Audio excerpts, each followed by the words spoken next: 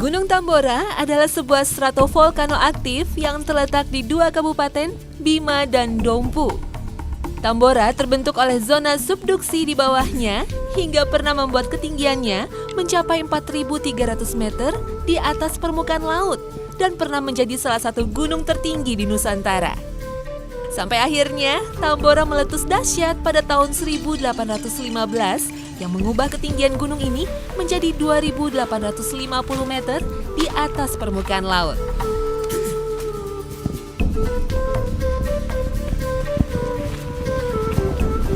Rute menuju Gunung Tambora itu sebenarnya banyak ya, ada beberapa jalur. Cuman yang paling terkenal, paling populer dengan kejutan-kejutannya di tengah-tengah trek adalah jalur Pancasila. Mudah-mudahan berhasil sampai puncak. Ayo, semangat!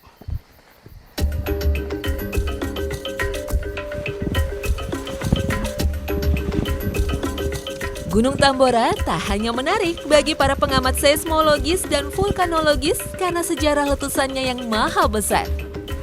Beragam pilihan jalur pendakian dengan berbagai pemandangan vegetasi juga membuat nama gunung ini populer di kalangan para pendaki lokal maupun mancanegara, termasuk saya.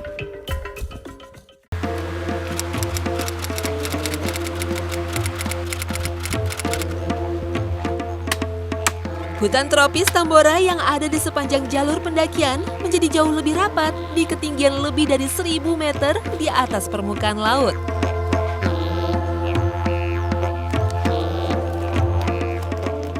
Haha, ini dia korbannya Pacet.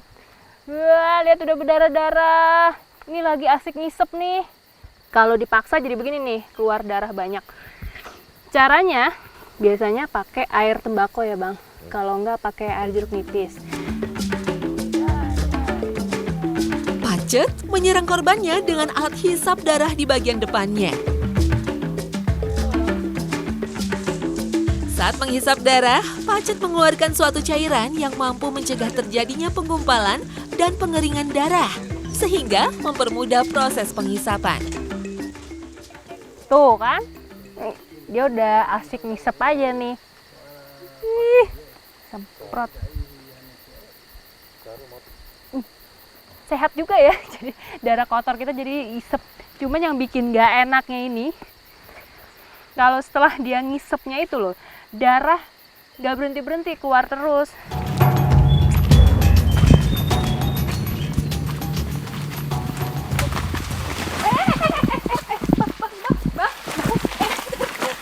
Bang, gak apa-apa. Ntar dulu. Gak apa-apa kan? Ada yang sakit? Astaga. Duduk dulu. Capek ya? Ya. Sandung ya? Iya, sandung. Coba tangan sebelah. Aduh, ini loh. Pelan-pelan. Berdiri, kakinya coba. Gak apa-apa kan? Coba. Apa?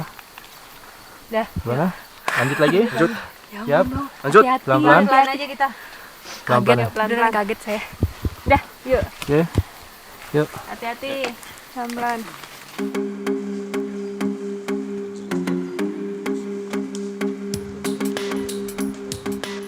Lihat dong, ini jelatang semua.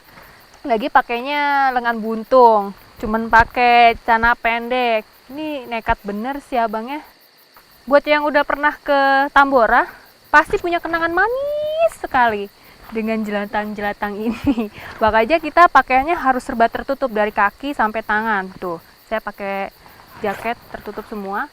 Cuman sebenarnya kita harus tahu seperti apa sih rasanya kena jelatang. Ini termasuk jenis yang mempunyai tingkatan sengatannya tuh lebih sedikit atau lebih kecil, jadi nggak terlalu lama sakitnya. Saya coba nih ya. Tuh lihat dong duri-durinya. Au! Jelatang adalah sejenis rerumputan semak yang memiliki duri halus di bagian permukaan daun.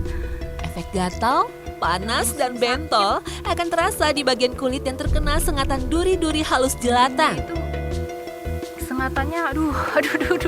Rasanya perih, gatel, panas, aduh campur aduk. Jelatang berasal dari daerah dingin di Eropa Utara dan Asia. Kini, jelatang menyebar hampir di seluruh dunia. Astagfirullahaladzim. Mau nangis rasanya. Lihat dong itu, jalur menuju pos 4-nya tertutup sama jelatang. Makanya jadinya kita nggak bisa bergerak, harus nunggu tim yang paling depan lagi kasih bersih jalur. Ya terpaksa kita diam dulu di sini. Ini masih sakit, tau nggak sih?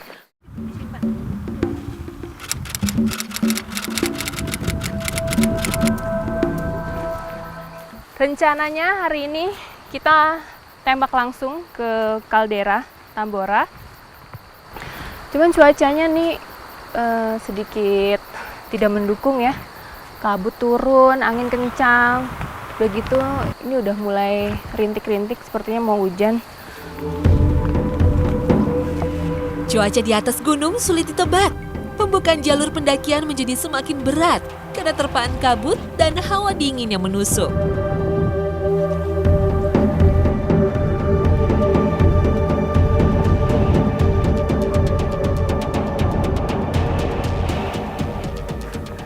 Dua jam lagi kita sampai kaldera. Cuman karena kondisi kabut sangat tebal, terus anginnya kencang banget nih, kita nggak mungkin bisa maksa untuk terusin ke atas. Jadi mau nggak mau kita harus istirahat dulu sebentar, menghangatkan badan karena ini bener-bener dingin banget. Badan saya gemeter semua.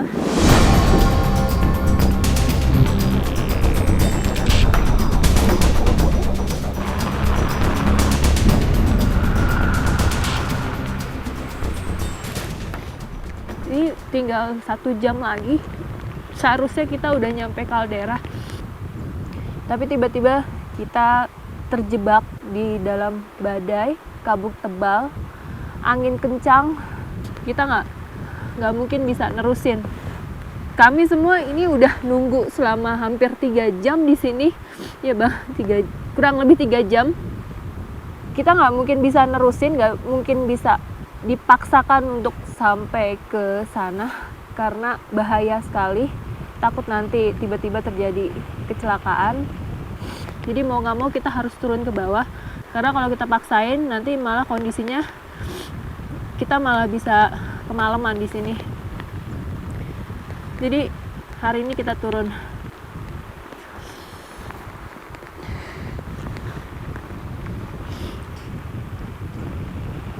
Turun ya bang? Enggak, kita turun. Ya, nggak apa-apa. Gunungnya nggak kemana-mana kok. Bisa balik lagi.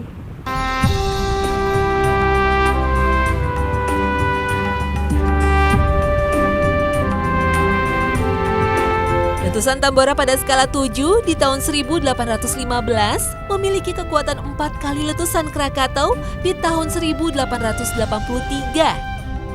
Letusan gunung ini menyebabkan kematian sekitar 71.000 jiwa.